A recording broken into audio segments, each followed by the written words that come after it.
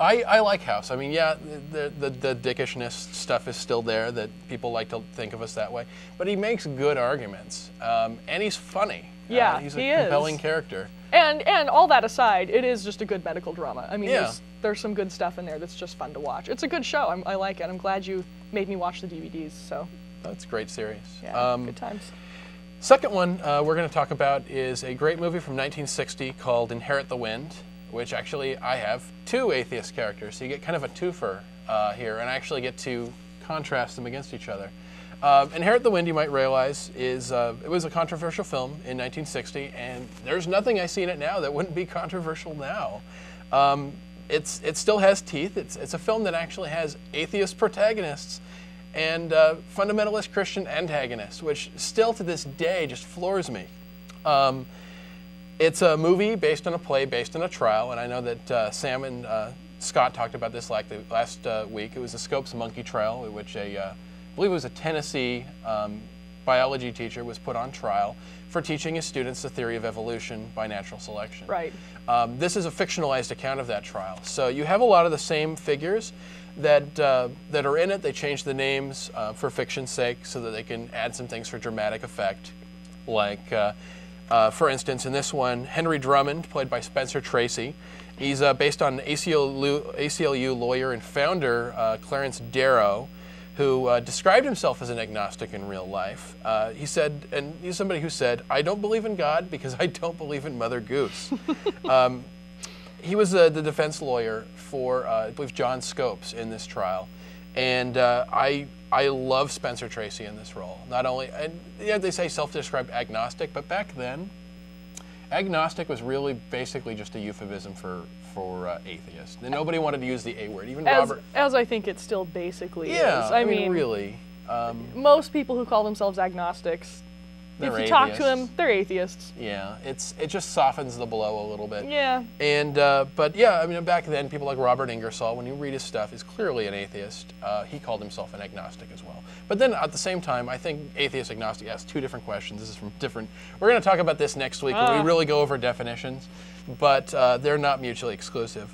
In that sense, I'm happy to call the Henry Drummond character an atheist. And then we have E.K. Hornbeck, played by Gene Kelly.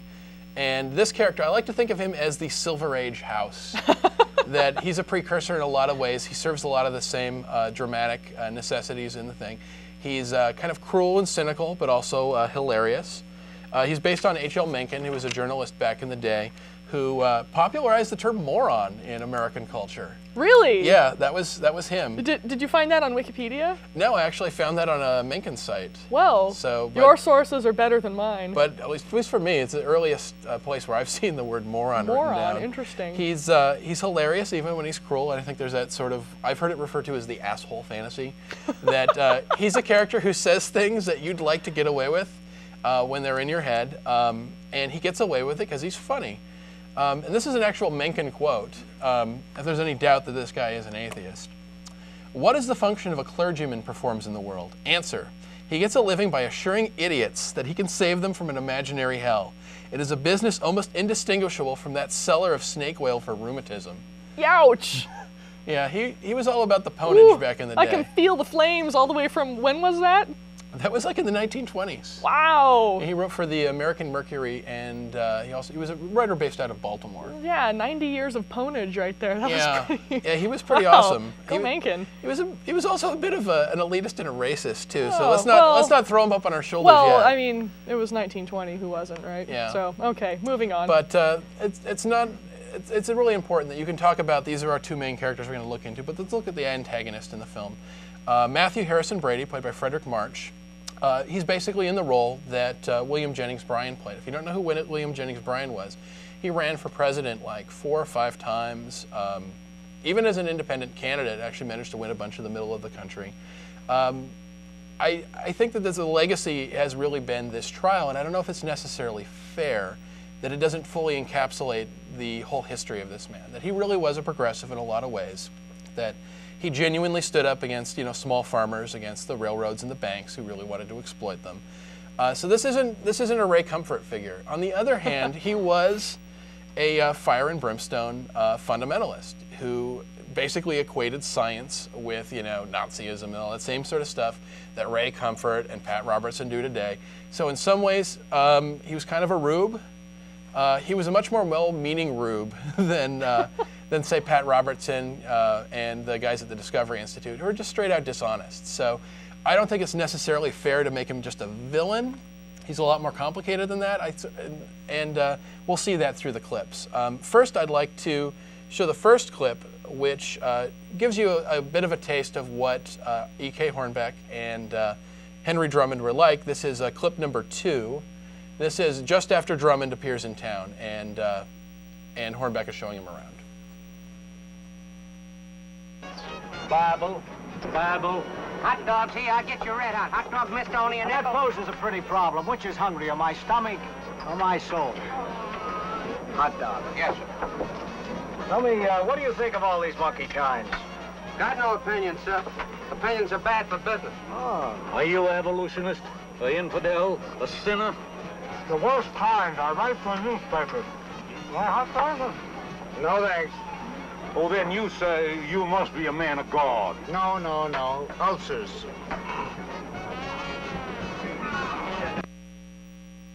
Those two characters up really, really well, and I think a lot of it is that Hornbeck is somebody who really does, like House, like to get in people's faces about it. He likes to poke the morons with a stick and laugh at them.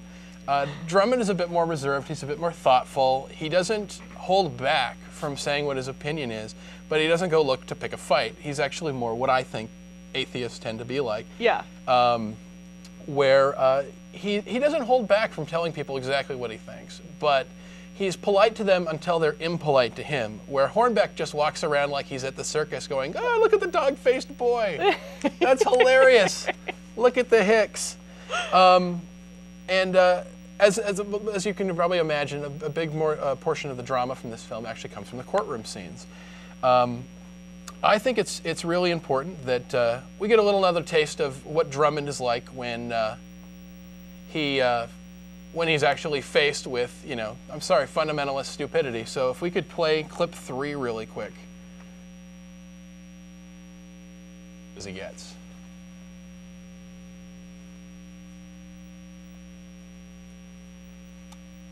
How do I finish? Dead with a paper medal on my chest, Bert Cates, world's biggest chump. He died fighting. Well, let's face it. To him, I'm a headline. To you, I'm a cause. And to yourself? All right, let's face it. Now, you chose to get into this by yourself. You didn't get into it because of his headline or because of my cause or maybe even because of their kids.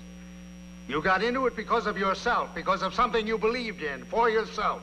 I didn't believe it would happen this way. It can get worse. Those people are in a lean and hungry mood. They look at me as if I was a murderer. In a way you are. You kill one of their fairy tale notions and they'll bring down the wrath of God, Brady, and the state legislature on you every time. You make a joke out of everything. Young lady, I know what Bert is going through. It's the loneliest feeling in the world. It's like walking down an empty street listening to your own footsteps. But all you have to do is to knock on any door and say, if you'll let me in, I'll live the way you want me to live, and I'll think the way you want me to think, and all the blinds will go up and all the doors will open, and you'll never be lonely ever again. I love Spencer Tracy. He is such a tremendous badass in this movie. Great, yeah. Great actor, great character. It's such a great movie. If you haven't seen the whole thing, you have to watch it. And there have been a few remakes of it too. Yeah, and they're all pretty good, but really the 1961 is the one to watch. This is definitely awesome. the one to watch. It's amazing how much bite it has. I mean, this is a 50-year-old movie this year. Yeah. This is a movie that is still amazingly, it'll make your jaw drop. You're like, wow, I can't imagine people saying that in a movie now. Yeah. I think if you want to get an idea of the awesomeness that is Spencer Tracy as Henry Drummond, play clip number 6. I think that this is just awesome. For he is pleading the case of the prosecution by his contempt for all that is holy.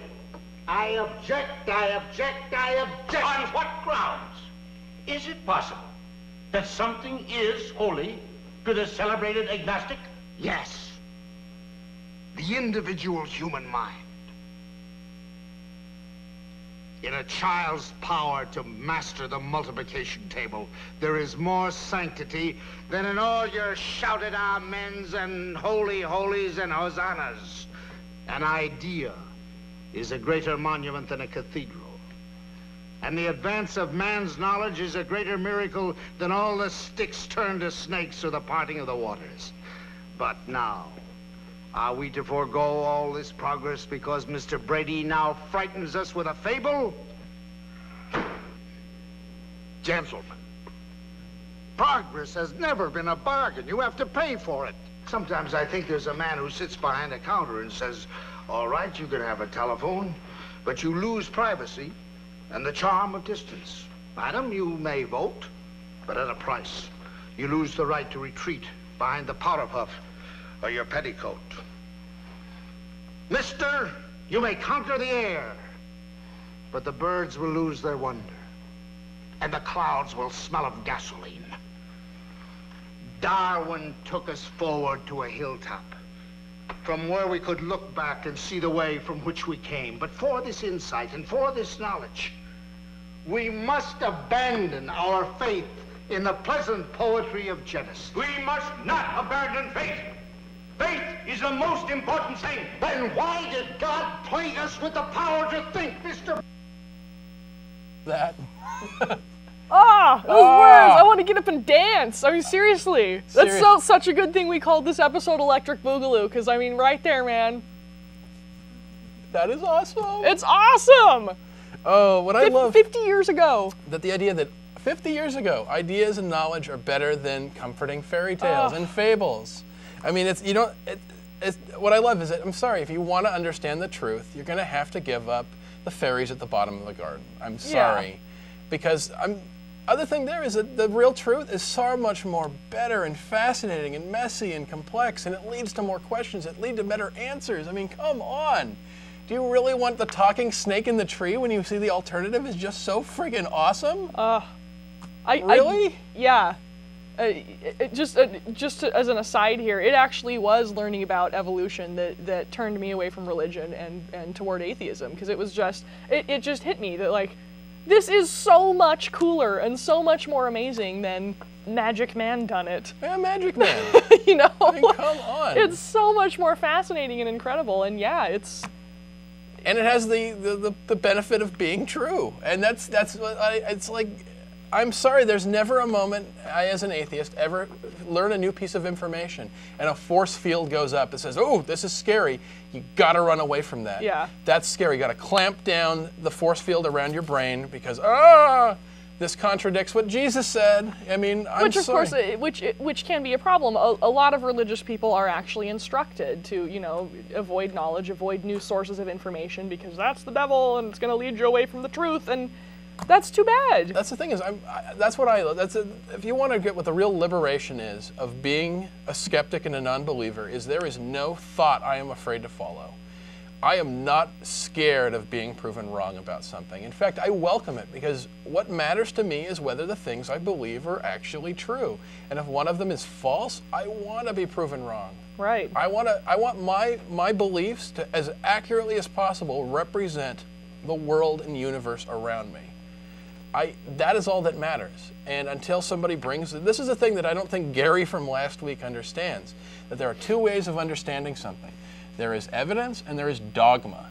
I don't want to lump myself in with clowns like Ray Comfort and the Discovery Institute who basically stick their fingers in their ears and say, I don't want to hear anything more. I want to put myself in the crowd of saying, no, I'm happy to be proven wrong. I want to see the proof. And that's what I love, is that knowledge, that is true beauty. Right. So